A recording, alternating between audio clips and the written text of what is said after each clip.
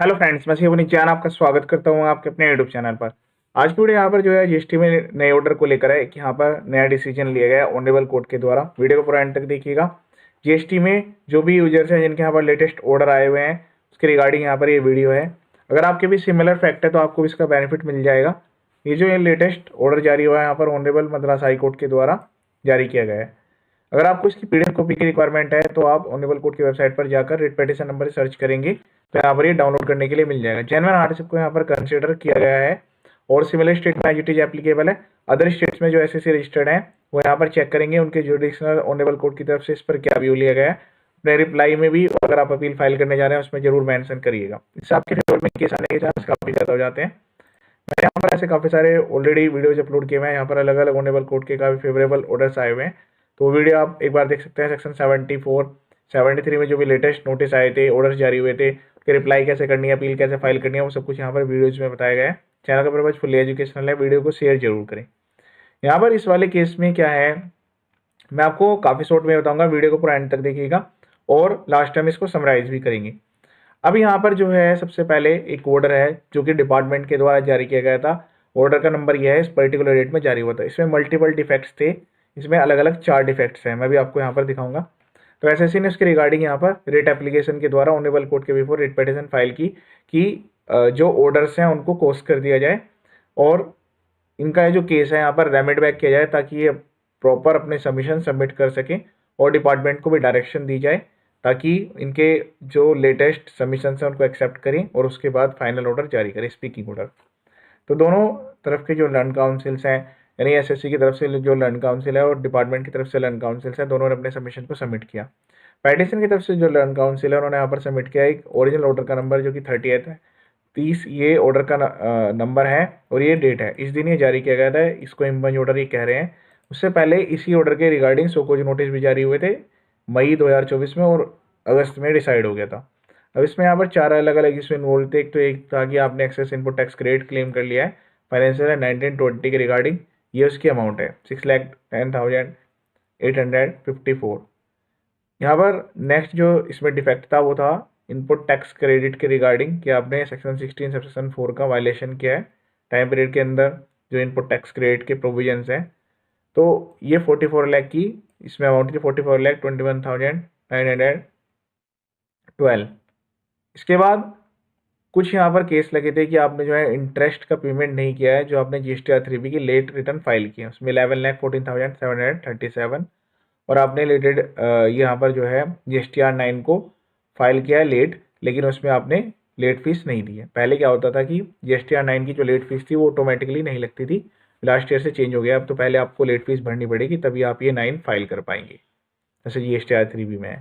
तो ये 4 डिफेक्ट्स थे तो इन्होंने यहाँ पर सबमिट किया कि जो इनका पॉइंट नंबर 2 है, यानी कि इसके रिगार्डिंग तो यहाँ पर जो है एक्ट में अमेंडमेंट कर दिया गया था और नए सेक्शन आ गए थे 16 सेक्शन 5 एंड 6, तो उसका इन्होंने बेनिफिट ले लिया। The issue settled in favour of petitioner by way of the statutory intervention in view of the insertion of section 16 section 5 finance act 2, इसके द्वारा ये किया गया था कि इस पर्टिकुलर डेट तक जो भी मतलब यहाँ पर एसएससी इसका एक्शन लेंगे तो रेट्रोस्पेक्टिव अमेंडमेंट कर दिया गया था। ठीक है, to the extent prima facie the demand confirm vide impugned order is not sustainable. तो ये कह रहे हैं कि अब इसका यहाँ पर इनको बेनिफिट दे दिया जाए क्योंकि यहाँ पर जो है जो डिमांड कन्फर्म की गई थी वो यहाँ पर फाइनली इतनी हुई। तो ये जो अमाउंट की डिमांड है इस वाले पॉइंट को लेकर ये सस्टेनेबल नहीं है। ठीक है, तो ये तो इसके ऑलरेडी इनके फेवर में ही है क्योंकि इसके रिगार्डिंग तो अमेंडमेंट आ चुका है। अब यहाँ पर अगले पॉइंट को लेकर देखिए, as far as the mismatch of details between GSTR 3B and GSTR 2A and non payment of interest, यानी कि point number 1 and 3 for belated payment of GST and late filing of GST return are concern admittedly petitioner has not filed a reply. अब यहाँ पर देखिए इनका अगर reply submit होता तो हो सकता है कि ये अपने सबमिशंस देते और उसी टाइम पर इनको बेनिफिट मिल जाता, लेकिन यहाँ पर इन्होंने जो DRC 01 फाइल किया उसका इनको बेनिफिट नहीं मिला। The learned counsel for the petitioner further submits that the petitioner also paid the late fee demanded by the impugned order date. तो ये कह रहे हैं कि जो पेटिशनर है उन्होंने लेट फीस पे कर दी है एक यहाँ पर जो डिमांड का ऑर्डर जारी किया गया था इस पर्टिकुलर डेट में, तो ये ऑलरेडी उसको पे कर चुके हैं।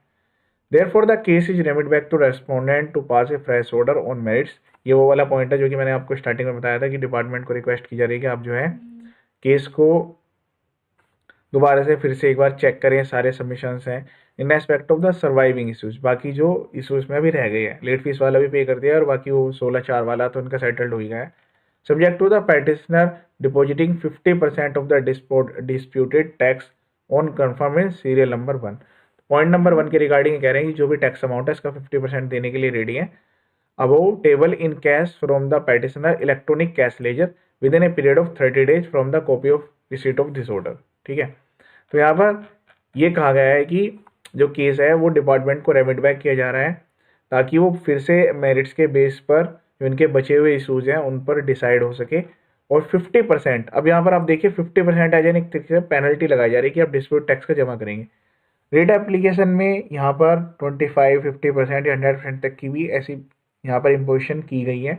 बाकी अगर यहाँ पर अपील में आप जा रहे हैं तो 10% है, और अगर एक्टिवेशन कराना चाहते हैं तो उस केस में तो कोई भी यहाँ पर आपको डिपॉजिट करने की रिक्वायरमेंट नहीं होती। तो आपको यहाँ पर सोच समझ कर एक्शन लेना है, वो भी टाइम पीरियड के अंदर। अब इसमें कहा गया है कि 30 दिन की कंडीशन है, 30 दिन जिस दिन ये ऑर्डर जारी हुआ है ऑनरेबल कोर्ट के द्वारा, 30 दिन के अंदर अंदर इनको एक्शन लेना है। With in such time the petitioner self also file A reply. इस टाइम के दौरान ये जो पेटिशनर है अपने रिप्लाई को सबमिट करेंगे जो कि इस पर्टिकुलर डेट में जो उनको नोटिस जारी किया गया था, with the requisite documents to substantiate the case by treating the impunged order dated this as an addendum। तो अब जो आपका ओरिजिनल नोटिस था, अब ये जो ऑर्डर है इसी को भी इसका एडेंडम मानते हुए इसका आप रिप्लाई करेंगे proper. In case the petitioner complies with the above stipulation, अगर पेटिशनर इस कंडीशंस को फुलफिल कर लेते हैं, डिपार्टमेंट जो है प्रोसीड करेंगे फाइनल ऑर्डर मेरिट्स के बेस पर और अकॉर्डेंस टू लॉ, जितना जल्दी हो सके उतना पॉसिबल। और 3 महीने का इनको टाइम दिया गया है जिस दिन इनका रिप्लाई प्री डिपॉजिट हो जाएगा। सब्जेक्ट टू द पेटिशनर के ऊपर कंडीशंस लगाई दी गई हैं कि वो अगर जमा कर देते हैं तो जो इनका बैंक अकाउंट है वो अनफ्रीज कर दिया जाएगा। ये क्लियर कर दिया गया है कि जो बैंक अटैचमेंट है वो लिफ्ट होगी तभी जब 50% जमा कर देंगे जो उनका डिस्प्यूटेड टैक्स अमाउंट है। Petitioner and the petitioner is not in arrear of any other amount barring the amount demanding under the impugned order. कोई और अमाउंट यहाँ पर पेंडिंग नहीं रहनी चाहिए। In the case the petitioner, अगर पेटिशनर यहाँ पर फेल्स हो जाते हैं ये कंडीशंस फुलफिल करने में, तो डिपार्टमेंट के पास लिबर्टी है कि वो प्रोसीड कर सकते हैं, अपनी जो अमाउंट है अपनी रिकवर कर सकते हैं और ये माना जाएगा कि रिट पेटिशन डिसमिस्ड है।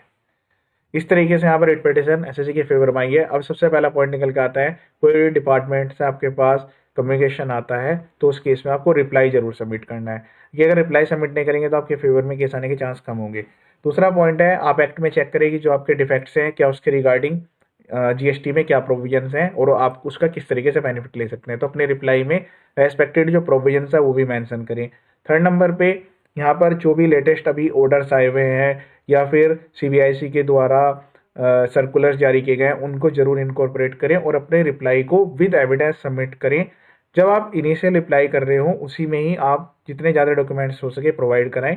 उसमें अपॉर्चुनिटी ऑफ बीइंग हियर्ड वाला पॉइंट जरूर डालें ताकि अगर आपके कोई अगेंस्ट में ऑर्डर जारी किया जा रहा है तो आपको हियरिंग के लिए बुलाया जाए, अपॉर्चुनिटी ऑफ बीइंग हियर्ड जरूर प्रोवाइड की जाए। इस केस में यहाँ पर जो बेनिफिट दिया गया है वो पहले पॉइंट को लेकर दिया गया है, बाकी वाले पॉइंट में तो ये वाला पॉइंट तो इनका एक्ट के अकॉर्डिंग ही हट गया है। दूसरा, इसमें इंटरेस्ट में इन्होंने जमा ही कर दिया, लेट फीस तो जमा कर दी है जो भी इन्होंने था, और इंटरेस्ट वाले पॉइंट को लेकर पहले वाले पॉइंट यहाँ पर 3B 2A का मिसमैच है तो उसके रिगार्डिंग यहाँ पर इनको जमा करना होगा, यानी कि इसका 50% यानी कि अप्रोक्सीमेटली 3 लाख रुपए इनको जमा करने की यहाँ पर रिक्वायरमेंट आएगी। तो ऑनरेबल कोर्ट का यहाँ पर फेवरेबल व्यू है, लेकिन एसएससी ने यहाँ पर रिप्लाई नहीं दिया वो बिल्कुल गलत चीज़ है। तो आपको बिल्कुल भी ऐसा नहीं करना है। अगर आपने रिप्लाई कर दिया और फिर भी ऑर्डर हो जाते हैं तो आगे जब आप रिट में जा रहे होंगे तो आपको इस टाइप की पेनल्टी या जो इम्पोजिशन है वो नहीं किए जाएंगे। ऐसे काफ़ी सारे ऑर्डर्स मैंने ऑलरेडी अपलोड किए हुए हैं, ये था लेटेस्ट ऑर्डर। इसके अलावा बाकी अदर वीडियो भी आप एक बार देख लीजिएगा, जीएसटी इनकम टैक्स की बेसिक फाइलिंग रजिस्ट्रेशन प्रोसेस, इसके अलावा भी यहाँ पर काफ़ी सारे वीडियोज अवेलेबल है। ये वीडियो देखने के लिए थैंक यू सो मच।